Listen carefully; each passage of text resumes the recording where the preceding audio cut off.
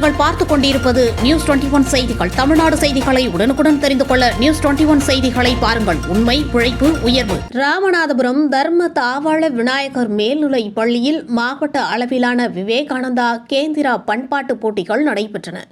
நிகழ்ச்சியின் தொடக்கமாக ஆசிரியர்கள் மீனா, சாமுண்டீஸ்வரி ஆகியோர் குத்துவிளக்கேற்றி வைத்தார்கள். விவேகானந்தா கேந்திரா கிராம முன்னேற்ற திட்ட செயலாளர் ஐயப்பன் தலைமையில் பசுமை ராமேஸ்வரம் அமைப்பை சார்ந்த சரஸ்வதி முன்னிலையில் கேந்திரா தன்னார்வ தொண்டர்களால் கடவுள் வாழ்த்துடன் நிகழ்ச்சி தொடங்கப்பட்டது.